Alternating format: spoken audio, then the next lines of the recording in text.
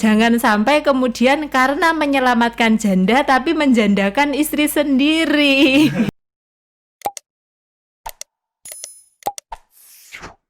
Assalamualaikum, Bu Atik. Waalaikumsalam warahmatullahi. Nggih. Pripun kabare, Bu? Alhamdulillahirabbil alamin. Alhamdulillah kita selalu jaga kesehatan nggih. Karena begini, memang berapa tokoh masyarakat, tokoh nasional Nun Sewu kemarin Bapak Said Agil juga Iya. positif. Pak Anies. Pak Anies juga. Di satu sisi yaitu menegaskan mereka sendiri dawuh kalau COVID ini bukan rahasia. Kalaupun kami COVID ini mengumumkan, nyata. Kalaupun kami mengumumkan itu memang ini sebagai peringatan pada masyarakat bahwa semua orang bisa kena, tidak peduli tokoh nasional dan sebagainya bisa kena. Makanya begini Bu Adi, termasuk bagaimana kita ini menyikapi, kita kan sudah 9 bulan nih bersama COVID, berdampingan katanya. Walaupun kita sebenarnya nggak pengen sih berdampingan, tapi COVID-nya yang Mau mendampingi sama kita. terus.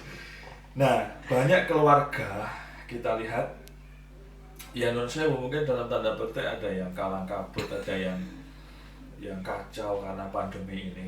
Ada hal-hal apa yang perlu disampaikan kepada banyak keluarga yang ada di sekitar kita ini. Diakui atau tidak diakui, memang COVID memberikan dampak yang luar biasa, Mas. Dampak di semua sektor, bahkan bukan hanya di permasalahan ekonomi saja yang pastinya terdampak, tapi juga di permasalahan pendidikan, di permasalahan keagamaan, bahkan juga di permasalahan sosial dan di berbagai sektor yang ada. Luar biasa dampaknya. Kalau di permasalahan ekonomi sih kita memandang dua sisi ya, ada sisi positifnya juga sebenarnya, walaupun kenyataannya memang ekonomi kita terpuruk, tapi ada beberapa sistem-sistem yang itu ternyata juga bisa naik. Misalkan permasalahan penjualan online itu sekarang kan juga lagi booming sekali. Padahal ekonomi terpuruk tapi penjualan online juga meningkat. Nah, hal-hal yang seperti itu kadang-kadang juga bisa menimbulkan permasalahan di dalam keluarga juga. Banyak sekali timbul permasalahan-permasalahan baru dengan adanya COVID ini. Para ibu-ibu yang stres juga banyak gara-gara daring. Ya, gara-gara daring juga luar biasa sekali memang. Jadi di sini ketahanan keluarga memang perlu ditingkatkan. Perlu ada pola pikir pasangan atau keluarga bagaimana agar kehidupan ini tetap berjalan. Artinya ada COVID, dengan adanya COVID ini bukan terpuruk, tapi bagaimana menyikapinya itu makin dinamis, makin harmonis, pintar dalam menyikapi hal-hal baru yang memang harus terjadi. Itu ketahanan keluarga. Iya, kalau boleh kita flashback buat ya. Ini kan juga masih masanya di tengah-tengah pandemi COVID, ini juga lagi musimnya manten. Banyak orang daftar manten, bahkan hari-hari ini dengan peraturan ketat memang itu harus dijalankan. Sudah akad, sudah resepsi. Tapi ada yang lebih penting di balik itu, saya kira yang mendasari bagaimana sebuah keluarga itu harus sakinah, mawaddah dan rahmah. Sebenarnya apa sih Bu itu? Sakinah, mawaddah, warahmah itu banyak orang mengatakan itu, mengucapkan itu, jangan-jangan enggak tahu maknanya. Yang sebenarnya seperti apa sih? Sakinah itu kan ketenangan. Ya. Jadi ya ketenangan di dunia, ketenangan di akhirat, ketenangan yang memang bisa dinikmati, bisa memberkahi untuk diri sendiri, untuk keluarga, bahkan untuk orang-orang di sekitar kita. Kalau mawaddah itu ya cinta, kasih sayang, rahmah itu juga kasih sayang. Tapi kalau mawaddah itu nilai manfaatnya lebih kepada diri sendiri. Saya cinta, ya saya bahagia, saya ingin menikah dengan kamu, memang saya mencintaimu dan saya bahagia denganmu. Enggak mikir itu pasangannya gimana. Tapi kalau rahmah itu mencintai, memberikan efek nilai manfaat untuk orang yang dicintai. Artinya saya cinta, saya bahagia, saya menikah denganmu karena saya ingin membuatmu bahagia. itu kan harus bersatu ya, mawaddah warahmah itu harus Ya, menjadi ya, satu ya. kesatuan biar Oke. balance. Ya, sakinah, ketenangan, mawaddah, cinta, rahmah, Kasih sayang, tadi. cinta Semuanya juga. tidak bisa terpisahkan satu dengan Tidak yang lain bisa berarti ya. terpisah. Di sisi lain begini, kita melihat di masyarakat kemarin sempat booming kalau di Trenggalek itu katanya angka perceraian kan sedemikian meningkat trennya itu. Itu sebenarnya terjadi seperti apa sih, dan apa yang bisa kita berikan kepada masyarakat agar paling tidak menekan angka perceraian ini? Perkawinan itu sebenarnya kan ibarat rumah ya Mas. Jadi kalau kita bangun rumah itu harus kuat pondasinya. Kemudian tiangnya juga harus kuat, kokoh, atapnya juga harus nyaman. Jadi kalau misalkan kita melihat perceraian itu sebenarnya bukannya kita itu melihat langsung, misalkan gara-gara pandemi banyak kasus perceraian. Kita lihat sebenarnya kadang-kadang pondasinya itu tidak kokoh, sehingga kalau bangunan pondasinya nggak kokoh, ada gempa, gunung meletus, gampang kan untuk roboh.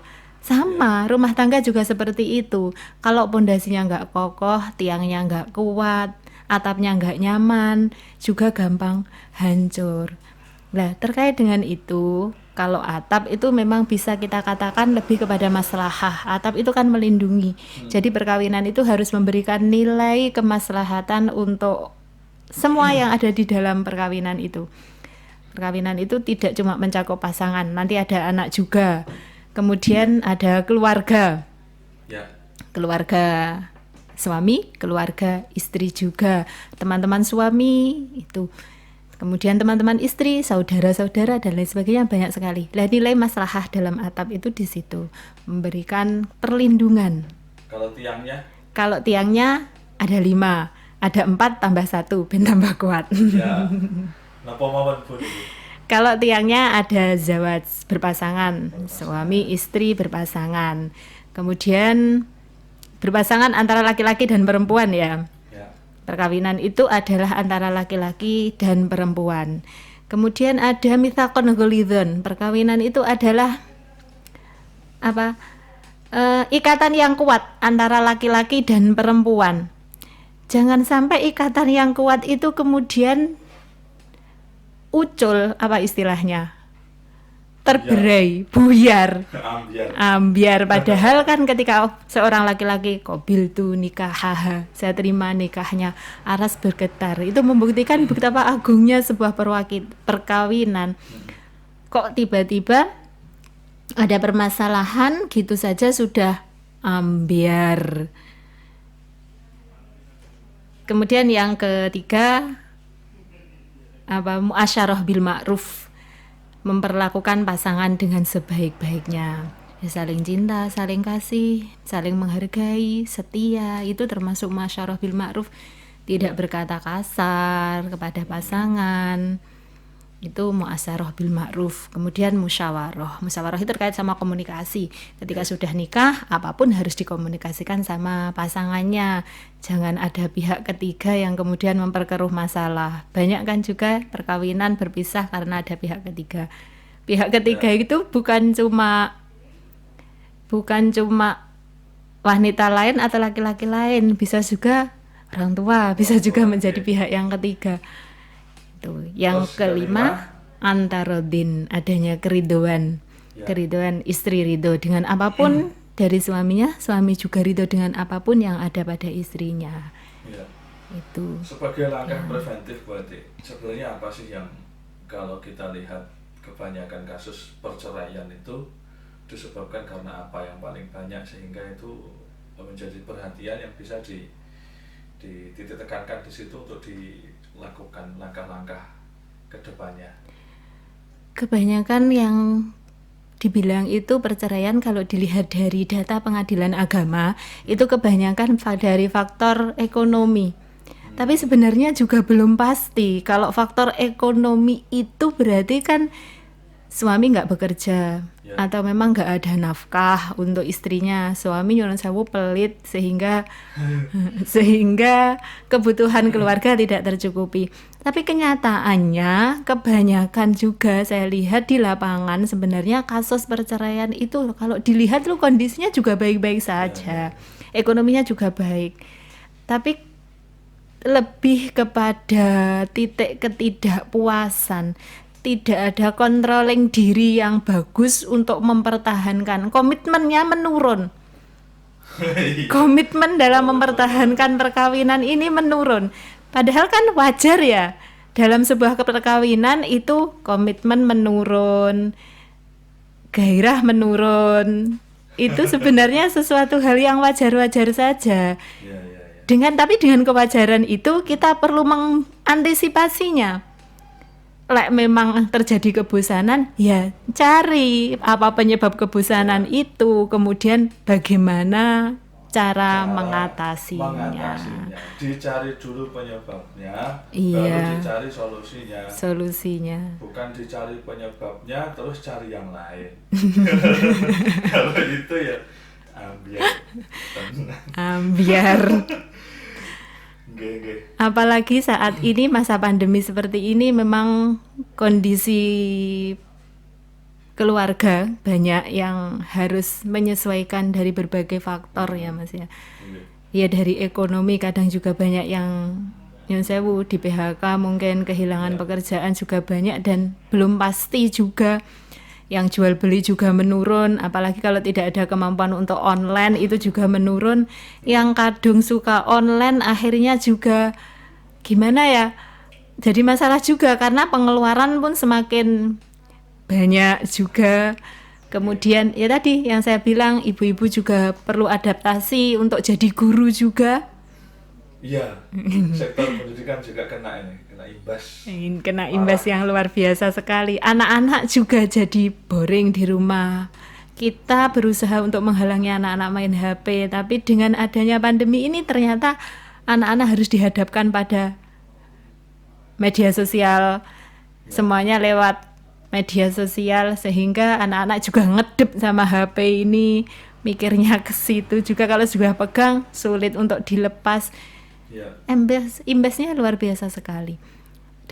Harus ada beberapa pola pendekatan yang kita lakukan kepada masyarakat di sekitar kita. Kalau jenengan sendiri sebagai ibu sudah mulai merasakan ya Bu, efek dari pandemi yang putrane di pondok, ada yang di rumah.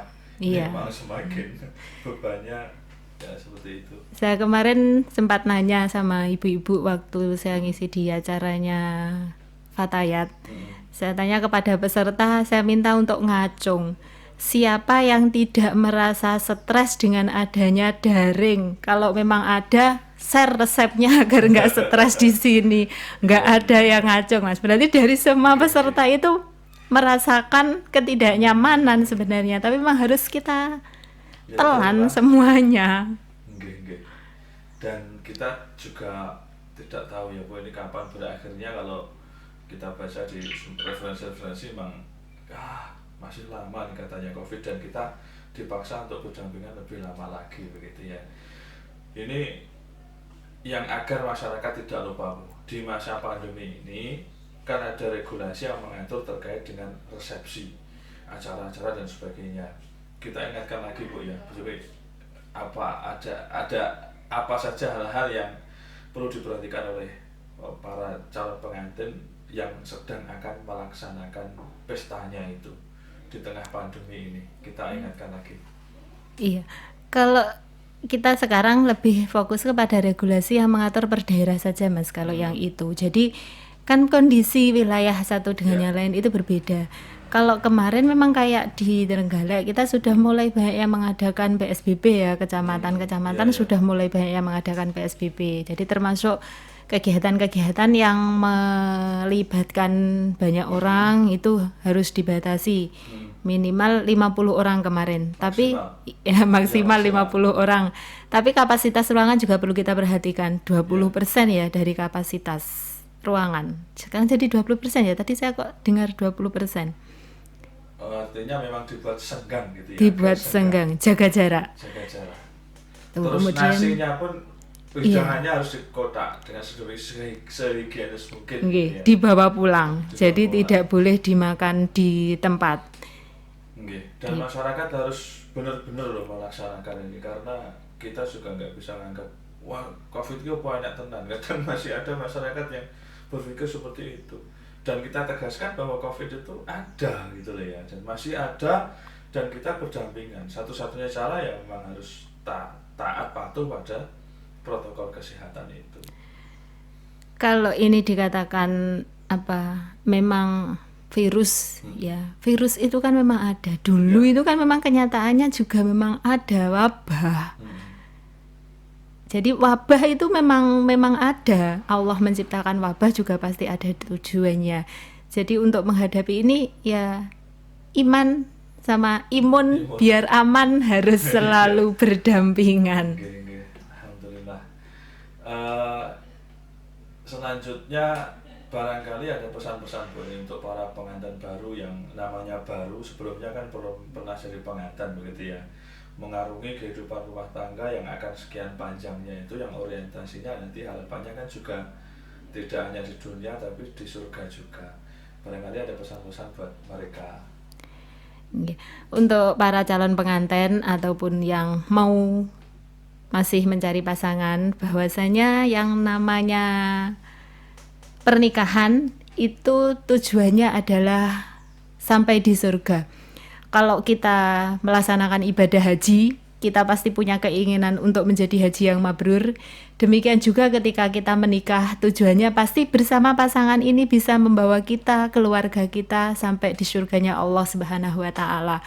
Oleh karena itu, menguatkan tali ikatan perkawinan, menjaganya dengan komitmen yang kuat juga, itu adalah satu-satunya jalan bagaimana agar memang perkawinan ini benar-benar membawa kepada sakinah, mawaddah, warohmah, tidak hanya cuma di dunia saja, tapi juga sampai dengan di akhirat nanti.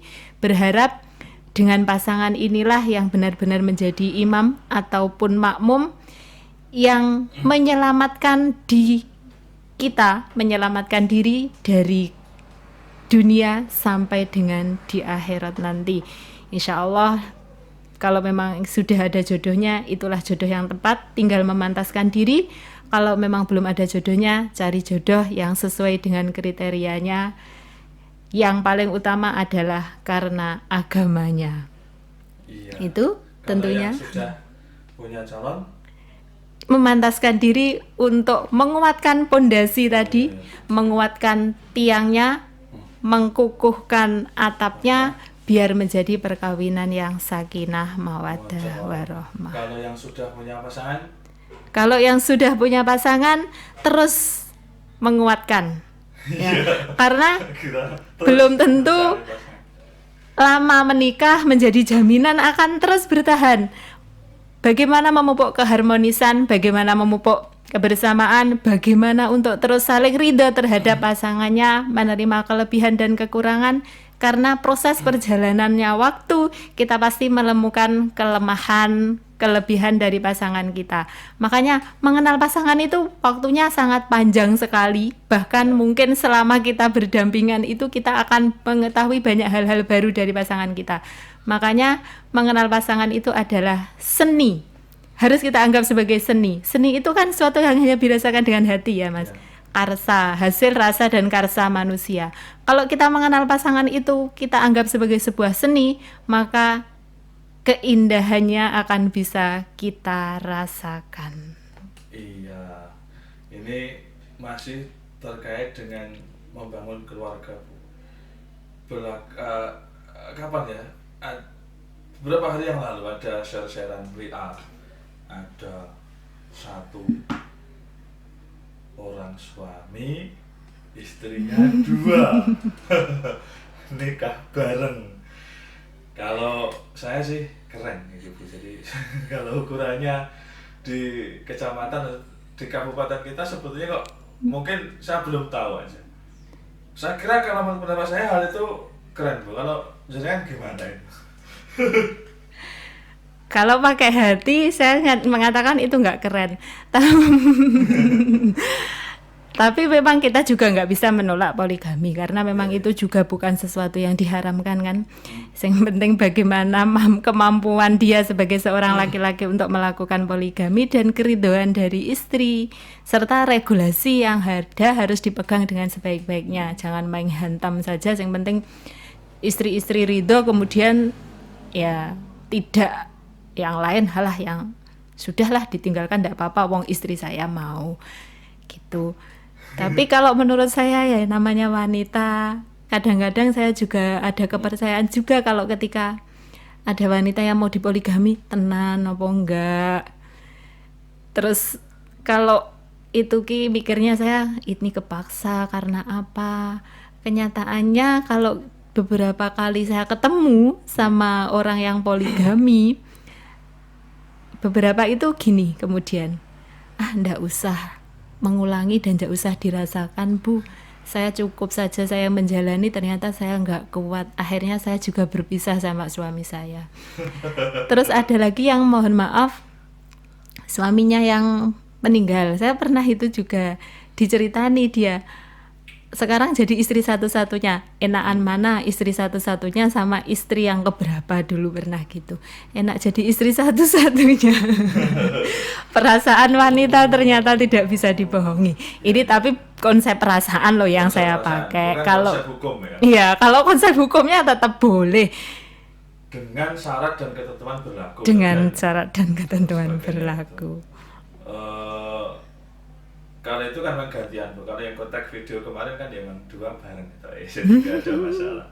Kalau teks ayat itu sendiri Bu, ini kan sering dijadikan alasan ya, 2, 3, 4. Kalau jadi 9. Kalau nggak bisa adil satu saja. Kalau satu ya otomatis adil. Biar adil itu ya 2, 3, 4. Baru diuji keadilan. Kalau satu gimana adilnya? Sebenarnya gimana teks ayat itu kalau kita kupas sedikit lah, konteks ayat itu seperti apa sebenarnya? Kalau menurut saya konteks ayat itu sebenarnya harus kita selesaikan Mas. Jadi nggak cuma sampai di masna wasulasa waruba, harus fa'in khiftumnya itu harus dilanjutkan juga. Kebanyakan orang ngambilnya cuma di 2, 3, 4, padahal keadilan selanjutnya, keadilan itu pun harus juga diperhatikan betul-betul, dan penyebab kenapa dia harus melakukan 2, 3, 4 itu juga termasuk di dalamnya. Karena nggak mungkin juga kan, yang penting saya nikah satu, kemudian saya nikah lagi, saya mengikuti ayat itu. Kalau yang dilakukan oleh Rasulullah SAW, beliau tidak hanya memiliki satu istri, padahal secara konteksnya beliau Khadijah satu istri. Kemudian setelah itu kan baru kemudian beliau memiliki banyak istri. Ada nilai-nilai yang terkandung di dalamnya. Kenapa beliau memperistri ini? Kenapa beliau memperistri ini? Kenapa beliau memperistri ini? Itu banyak sekali dasar-dasar kenapa beliau memperistrinya. Jadi bukan cuma menuruti sebuah keinginan sebagai manusia saja, tetapi ada juga nilai-nilai yang lain yang ada di dalamnya. Mohon maaf kalau misalkan sekarang kebanyakan istri yang kedua itu kan pastinya lebih muda daripada istri yang pertama. Ya, idealnya gitu. Lebih cantik daripada istri yang pertama. Biasanya kan seperti itu. Ya kalau nggak gitu kan tidak peningkatan. Jadi jangan sampai cuma diputus kemudian masna wasulasa waruba, harus diselesaikan bagaimana kelanjutannya. Cuma secara iman, secara pemikiran kita meyakini itu sebagai sebuah kebaikan yang pada ujungnya adalah kita jangan sampai janggal dengan apa yang dilakukan oleh Rasulullah ya kan. Iya. Nanti ya belakangan kan mungkin ada orang-orang dari luar kalangan Islam mungkin Bu yang punya pendapat itu, ternyata misalkan ada tokoh kiai dan sebagainya atau ustadz siapa skala nasional, istrinya lebih dari satu, kemudian dibully, akhirnya kan tidak seperti itu juga seharusnya. Kalau dia bisa harmonis kan ya itu pilihannya, dan Ya, banyak juga kan, maksudnya beberapa orang yang istrinya lebih dari satu, dan itu terus berhasil. bahagia, itu yang perlu Iya, banyak. Jadi saya mengatakan Iya, saya tidak menghakimi dan tidak iya. menghukumi. Mm-mm. Tapi kita juga banyak kan memang contoh-contoh yang panjenengan Ya. sebutkan tadi dari Nyun Sewu, banyak juga kiai-kiai kan yang istrinya tidak cuma dari satu, tidak cuma satu, dan itu pun juga kelihatan istri-istri Ya. yang muda itu juga sangat taat kepada istri yang tua, Ya. paling tua, bahkan itu dianggap sebagai kakak tertua gitu ya, yang menjadi panutan, kadang-kadang bahkan menjadi Ya. pengganti Iya. ibu. Jadi apa-apa ya sama ibu, istri yang tertua tadi. Iya. Dan keluarganya juga adem ayem, putra-putrinya juga sukses-sukses, itu pun banyak. Dan sekali lagi, kalau memang mau melakukan syariat yang seperti itu, Ya, ya. ukur diri, kadar diri. Laki-laki nggih nyuwun sewu, Siap. untuk para laki-laki udah kan ukur kadar diri. Yang menjadi latar belakang dari keinginan itu apa? Keinginan nafsu saja atau ada keinginan-keinginan yang lain? Jangan sampai kemudian karena menyelamatkan janda tapi menjandakan istri sendiri. Iya, iya, iya. Oke. Siap. Nanti saya mulai muhasabah. Mungkin nanti kalau sekiranya iya, sekiranya tidak ya tidak. Ya, kita ora gitu. Jadi kita ngikut aja yang sebagaimana diprogramkan oleh pemerintah itu. Kita dukung program 2 anak cukup, 1 istri. Ya, gitu ya. Lebih dari 2 anak juga nggak apa-apa. 1 istri 2 anak, bukan 2 istri 1 anak. Gitu. Wanita, hati wanita itu kebanyakan lembut, Mas. Kayak yang namanya hati itu kan berubah-ubah ya. Bisa jadi saat ini mungkin oke, nanti tiba-tiba kemudian terasa sakit, itu juga wajar. Jadi wanita itu kadang-kadang ada sih wanita yang kuat nggak pernah menangis, itu juga ada. Ya. Banyak juga kebanyakan wanita itu gampang menangis. Menangis itu sebenarnya bukan lemah sebenarnya, tapi itu adalah cara untuk menggali sebuah kekuatan. Makanya kadang kalau wanita kemudian diduakan itu, wanita itu mampu untuk memendam rasa sakit, itu mampu memendam rasa sakit lebih kuat daripada seorang laki-laki. Laki-laki mungkin, saya maaf, dikhianati itu langsung sakitnya, marahnya luar biasa. Wanita masih pelan-pelan untuk mengendalikan dirinya. Oh iya. Jadi yang hati yang seperti ini, ya tolonglah dijaga. Iya, mau menjaga hati. Oke. Jadi kita tetap itu ya, yang melaksanakan itu ya, monggo semoga sakinah mawaddah warahmah juga. Amin. Yang berprinsip setia pada 1 istri ya, itu lebih baik. Lagian kan kadang wah itu menjalankan sunnah kan ya itu saja. Minggu jenggot arang-arang berulas. Jarene sudah. Barang-barang sunnah. Iya Bu, itu ya. Barangkali ada pesan-pesan terakhir ini untuk para calon pengantin. Tadi sudah bisa digarisbawahi di akhir sesi ini untuk para pengantin yang akan mengarungi rumah tangganya. Iya, itu tadi intinya kita menikah diusahakan dan bertekad. Memang 1 kali seumur hidup di dunia bersama pasangan kita, ke surga nanti juga bersama pasangan kita. Otomatis pernikahan kita gunakan sebagai salah satu media untuk beribadah dan mendekatkan diri kepada Allah Subhanahu wa Ta'ala. Siap, semoga yang ini hendak menikah mendapatkan sakinah mawaddah warahmah. Amin ya rabbal alamin. Para pemirsa, yang bersama kita pada kesempatan ini adalah Ibu Atik Lum'atul Haura. Beliau ini fasilitator keluarga sakinah dari Kementerian Agama Kabupaten Trenggalek. Kita bertemu di kesempatan selanjutnya. Sekian, Assalamualaikum warahmatullahi wabarakatuh. Waalaikumsalam warahmatullahi wabarakatuh.